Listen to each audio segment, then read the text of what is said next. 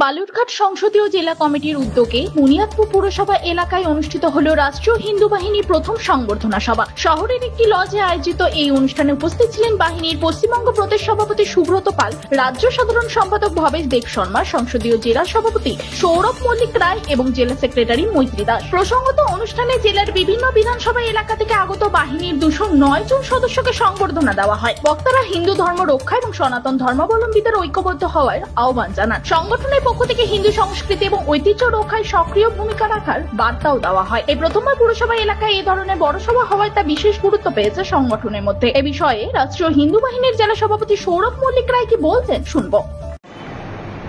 আজকে আমাদের রাষ্ট্রীয় হিন্দু বাহিনীর পক্ষ থেকে আমাদের বালুরঘাট জেলা সংসদীয় কমিটির পক্ষ থেকে প্রথম আমরা সংবর্ধনা সভা আমাদের বুনিয়াদপুরে চৌধুরী লজে অনুষ্ঠিত করেছি।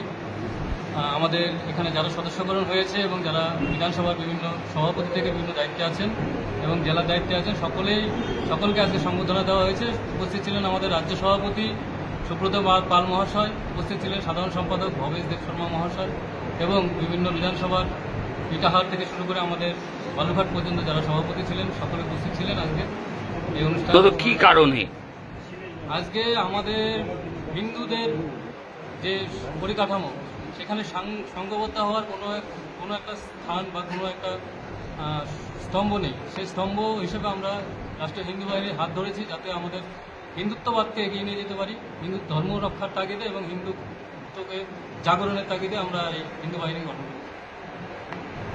আমার নাম সৌরভ মল্লিক রায়, বালুরঘাট সংসদীয় জেলা সভাপতি। তবে হিন্দু ঐক্যের বার্তা নিয়ে রাষ্ট্রীয় হিন্দু বাহিনী বুনিয়াদপুরে সংগঠনের বিস্তার ঘটাতে শুরু করলো। দক্ষিণ দিনাজপুরে বুনিয়াদপুর থেকে নিজস্ব প্রতিনিধি রিপোর্ট, টাইমস 14 বাংলা। এই নববর্ষে মাত্র